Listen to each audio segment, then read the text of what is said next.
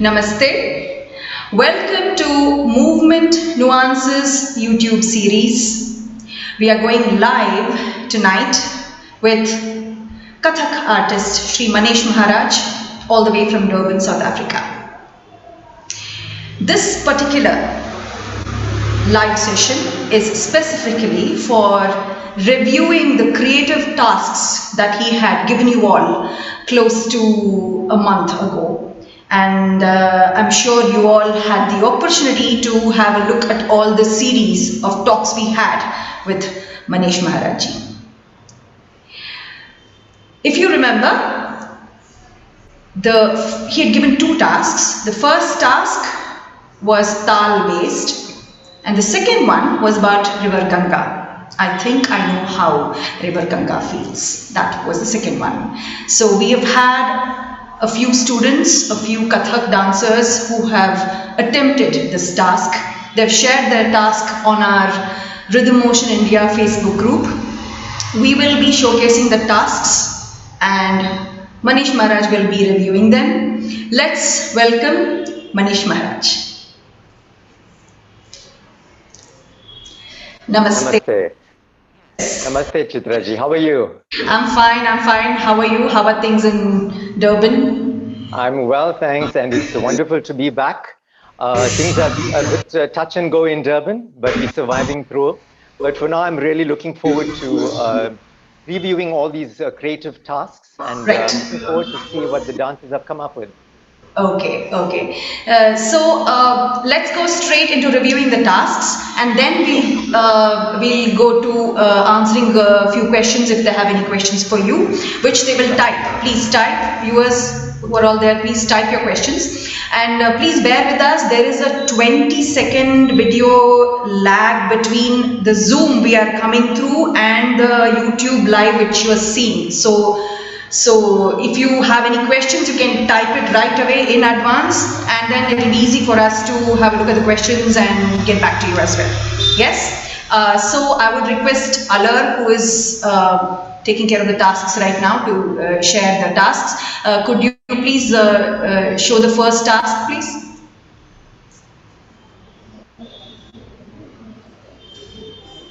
This is Srishti Mehta.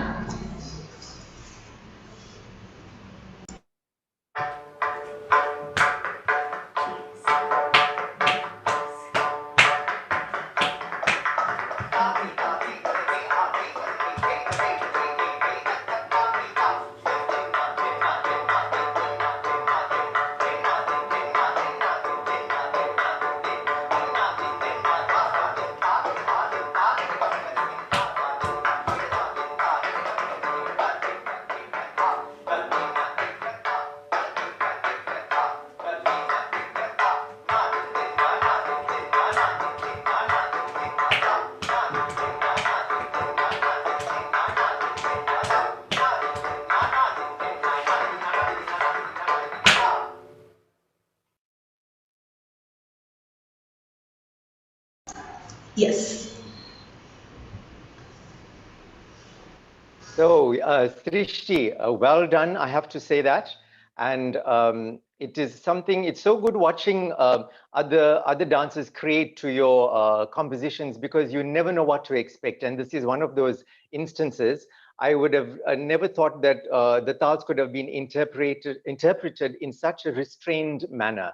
And I think we spoke about that in one of our talk sessions, where we don't have to be doing a whole lot of movement, yet there's a sense of energy still present within the dancer.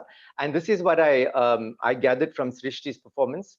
I did realize that she understands the structure of the tal really well, but her approach was very different in the sense that she restrained her movement. At the same time, she stayed very true to the tala system, whether it was Rupak or Jhaptal. So I really enjoyed how she interpreted this. I noticed that that the footwork wasn't much, which is fine. But usually I encourage Kathak dancers to wear ghungroos when they're dancing. But this, I understand that she didn't require it that much because it was more upper body. And I'd like to give her all the respect for what she's done. It was very different, and I enjoyed it. It was beautiful. Thank you for that. If do you have any suggestions, like which will kind of course, keeping the same approach, Any suggestions you would give her so that she can, enhance it, better? Absolutely. See, without changing the original choreography which she used, I think also they constrained to time because it needed to be ready within a certain frame of time, and then it needed to be submitted. But I think if the same task she had more time, she could have found new sort of angles with regards to the body. The lines could have been here and there little neater. They could have been more presence in terms of the face. But as I said, this comes with time, and when we choreograph, they are fundamentals with regards to choreography and creativity. The first is thala, which is the space. Second, kala, which is time. And third is urja, which is energy. It goes beyond this, but for a student, I think these three principles are the foundation for creativity. And if you pay attention to these three, the fundamentals of choreography, I think you can really take your creative task to the next level. As I said, it goes beyond just these three, but for foundation level, this is a must. It has to be, you have to keep these three in mind. Thank you, Srishti. I hope you have taken the advice, and hopefully next time when you try any task, or even you want to retry the same task, maybe you could use all these components which he has mentioned and try it again. I mean, you're welcome to try it again. So that should be good as well. Yeah. So could we have the next participant, please?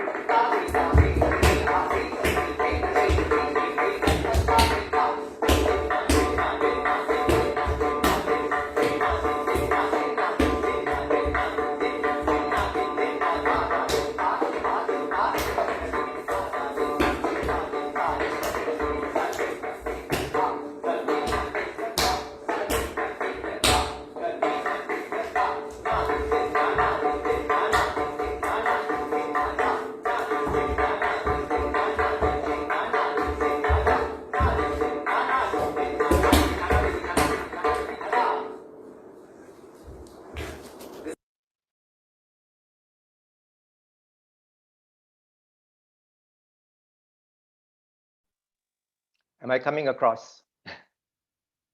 Right. So I didn't get her name. Sutapa. Is that okay? I think you muted. Sorry. Yeah, Medha. Medha is her name. Medha. Okay, Medha. Right. So Medha is a young dancer with a lot of energy, which I love.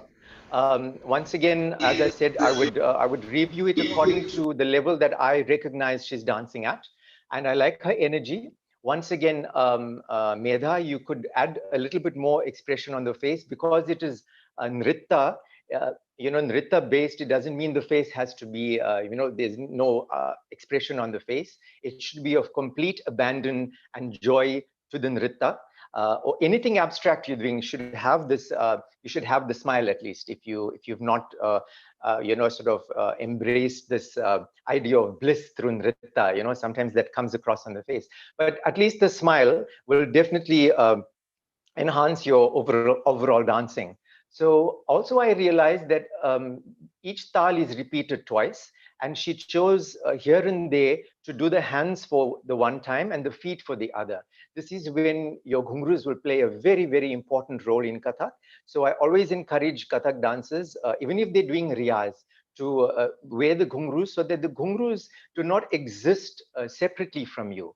It should be part of your entire being. It should create a sort of a closed unit with you. The way an instrument, a sarod player or sitar player plays, he's not separate from his instrument. He's very much part of the instrument, and the instrument is part of him. Similarly, for Kathak dancers, I feel although our bodies are musical instruments because we always interpreting music, the ghungroos form the audio, of that music. So we need it. So ghungroos are just not stamping the ground, creating rhythm. It creates music as well. And if we wear it, we'll realize how to create not only rhythm, but music and melody and abhinaya through the ghungroos.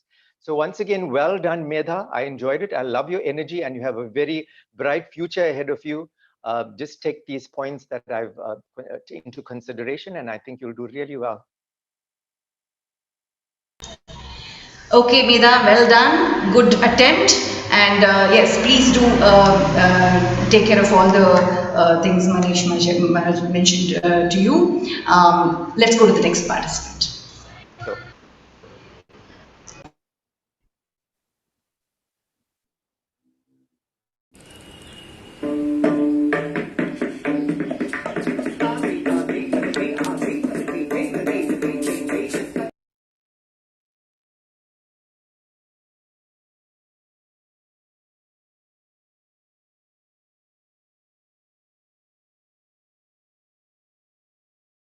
I think a slight technical glitch. yes. So, so Alar, would you like to try again, please?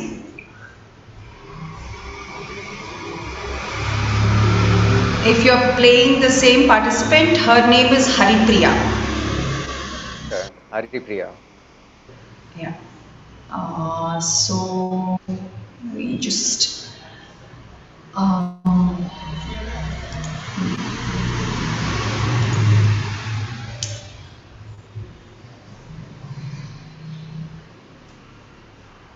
We'll move to the, okay, fine. Yes, okay. We'll move to the next one, next participant, and we'll come back to Haripriya. All right, fine. Sure.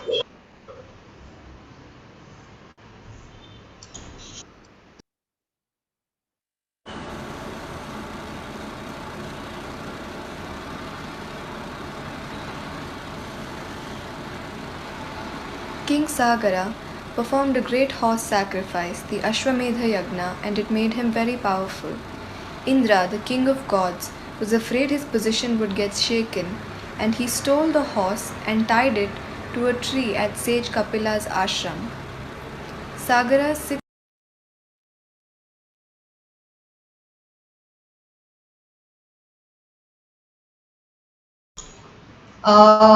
What's happening with that video?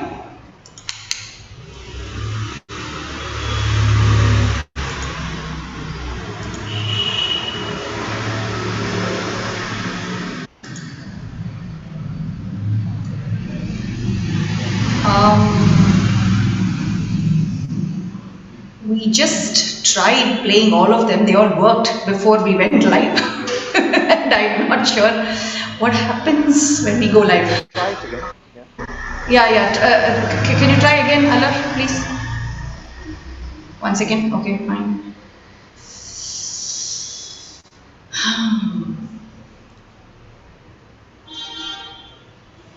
Okay.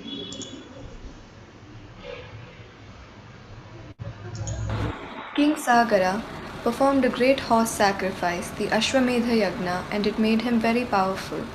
Indra, the king of gods, was afraid his position would get shaken, and he stole the horse and tied it to a tree at sage Kapila's ashram.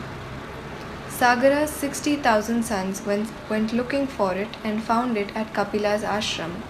Assuming that the sage had stolen it, they set about freeing it.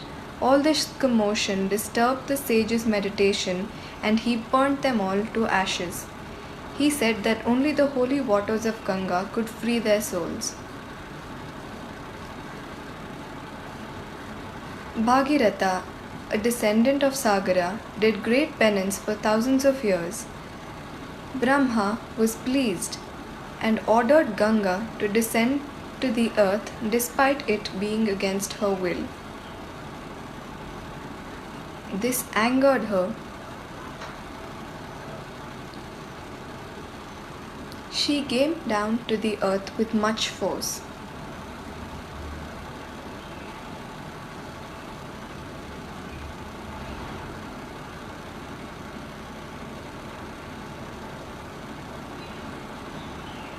Shiva then captured her and caged her in his matted locks, and it was only after Bhagiratha pacified him that he let out only a stream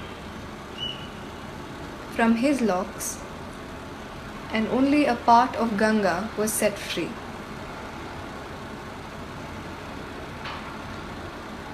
I think I know what Ganga feels like. What it is to be compelled to do something against one's will. What it is to be caged, maybe just metaphorically, just for expressing natural human emotion.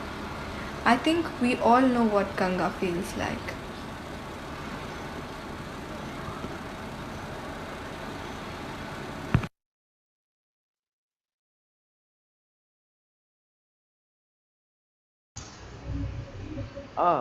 That was really lovely. Huh? I think, Chitraji, you're still muted. Yes, Yeah. yes. Yeah. I really enjoyed this. I think the student's name, She is Dhruti. Dhruti. I really liked this beautiful insight into the descent of Ganga. It was very informative for those that do not know the sort of the story behind her descent. And the narrative that accompanied it was very eloquent, and I enjoyed the two. In fact, as I was watching it, I actually imagined it being performed as a Gat Bhav, during when we perform Gat in Dhrutilaya. So it's just given me an idea, because I've never seen any dancer perform this through Gat Bhav. We've seen what happens afterwards with Ganga, as she meanders and cascades through the landscape, and how she nourishes the land. But the prelude to that would be nice to present on stage. And once again, I would like to guide Dhruti and say that what would have really completed her creative task is the expression on the face. If she added a little bit more expression, the story would have come across a little bit more. But once again, I do believe that after the movement language of the body, the anga, which her anga is very nice, then we start looking at the face and bringing the depth, so to speak, which comes through the expressions on the face. And one thing I would like to say, Chitraji, and I don't know how you feel about this, is that when Kathak dancers sort of take certain postures, whether it is seated on the floor, and especially Shivji's postures, Shiva, I think there's a certain amount of turn out with regards to the hip, which is very, very important. And like there was one less than a second where she took the pose of Nataraja, and my Didi, Madhu Didi always used to say, this is one of the most difficult poses to do, because it is the epitome of complete balance, total balance of the body. And it's because it's Shivaji's pose, and we see it everywhere in pictures, in temples and idols. For us to imitate it to the best we can is not easy, And for that, in that regard, we need a certain amount of turnout from the hip, which will really add to the angle and to the lines, And I think Kathak dancers should pay a little importance to that. We don't use it all the time, but when it does appear, it should look aesthetic. So I believe that is important to do exercises, warm-ups, where we open out the hip, we do some stretches, so that when we perform it, it looks good, So that would be my my guidance for her, for Dhruti, right? Yes, Dhruti. A nice message at the end with regards to being confined. I like that. Yes. Good, Dhruti, good attempt. And yes, please pay attention to the facial expressions. And like you mentioned, warm up the muscles and the related angas, upangas, everything. Yes. Alar, could we revisit the task of Haripriya, or there's one more, I think Karthika Priya, one of them? No, Haripriya, okay.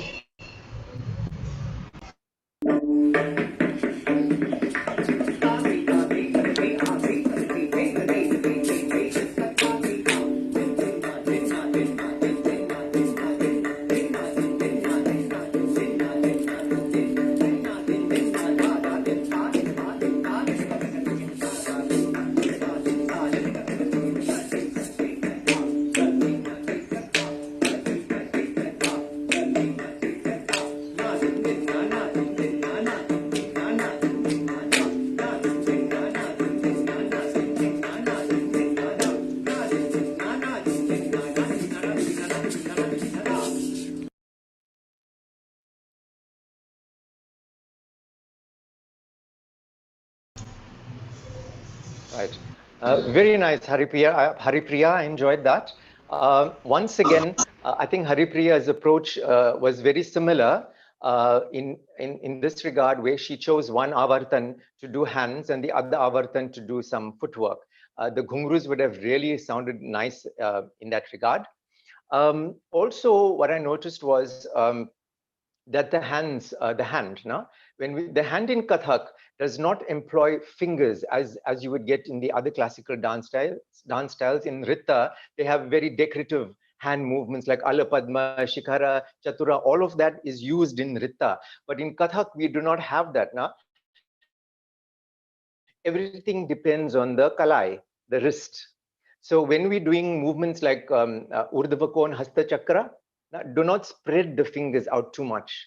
It actually works against the line and the hand and the turn of the hand. So the thumb has to be literally hidden inside the palm, you know, not very stiff and rigid, but with time you get used to hiding this, because if you stick it out, then it breaks that beautiful line. You see, we have a line here. As soon as the thumb sticks out, it breaks that line and it literally sticks out like a sore thumb.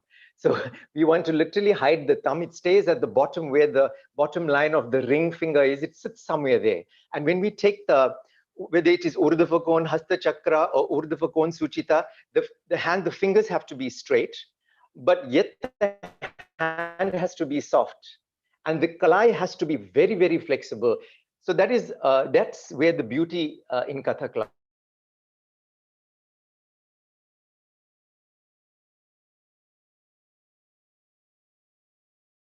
The usage of the kalai, then it extends actually to the elbow, and energy starts from here, upper body, which bends towards the directing. We should not sort of disconnect the center of the body with the arms or the legs. So any extension of the hand, the body has to bend to that side.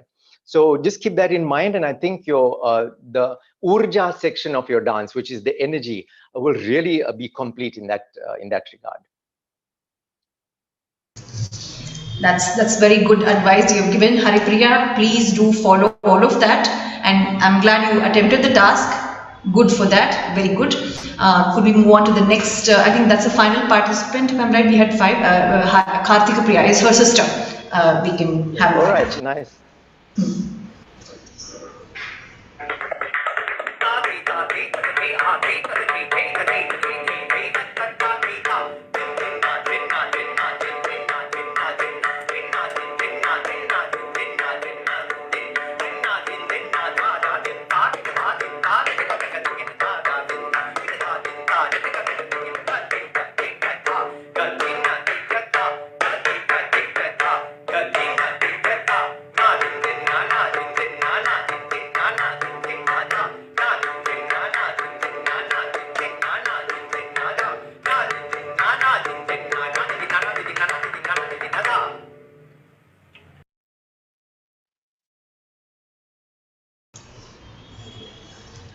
Well done, Karthika Priya. I have to say, I think we left the best for last.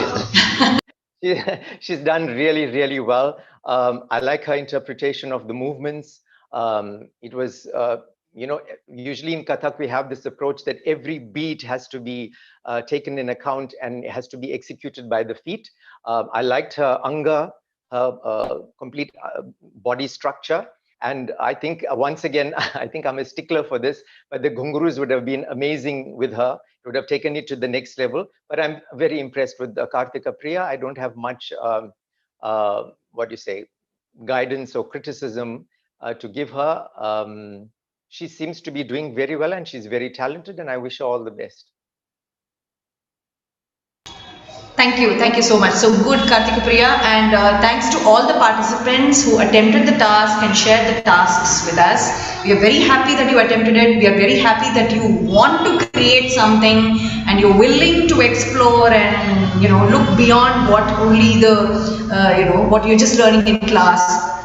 That is also, I think, equally important, especially for students to be motivated and do something outside of the structure of what is being taught.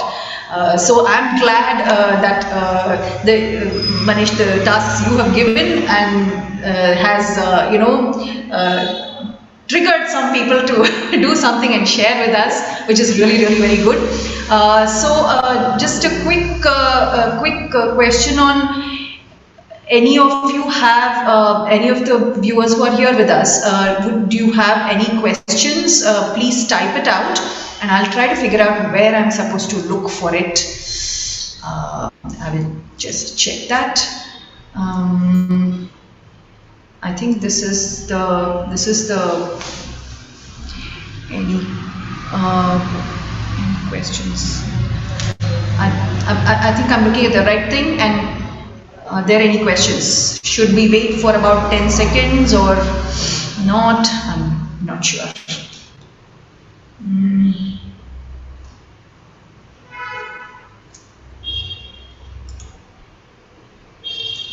Yes. As you wait, Chitraji, there's a few things with regards to choreography that comes to mind when we want to create, something. And I think, being from South Africa, growing up and having this inclination and love and passion for dance, but not having the right environment or finding or the right guru and shishya, not finding one another, I should put it like that. That is why I ended up going to India. But even during those years, I was choreographing, watching whatever I knew I picked up from movies and, watching other dancers dance. So if there was a visiting artist from India, I would record the piece and look at it over and over again. I might not have understood the depth of the piece, but I realized now that there was probably some talent there for me to be able to choreograph, whether it was for a school function or Eisteddfod. So that kind of approach to choreography comes from a space where you're not informed of the dance, meaning you've not studied the dance under a guru, but yet you have this creative side to you. So, I think that is, the flip side of it is when you've trained and you've reached a certain sort of level of 8-9 years, and then you decide that I want to choreograph. And then now it's from an informed space, because now your choreography will have so much of depth. So I think a great advice would be for students who love choreography is to inform themselves, educate that talent, that creativity, no matter what it takes. Because I'm speaking from personal experience. I knew I had the inclination, the talent to take dance to the next level, and I decided to educate that talent, not keep it raw. And when you are coming from an informed space, then there's more depth in your work. There's more truth, there's more layering involved. And that is what classical art is all about, because even the audience coming to watch you, not all the time, but they're also coming from an informed space. That's why we call them rasikas. So they are looking for these layers, they are looking for depth, and they're looking to see how deep you are as an artist, So I think that is an important thing for students who have not studied the art form, who are studying and who are at grassroots level. And I mean, I've met some dancers who are professional dancers. I've worked with them, but they had never choreographed a piece in their life. They've always done pieces that were taught to them, and, so you get so many different examples of this kind of aspect of dance, across the spectrum of choreography.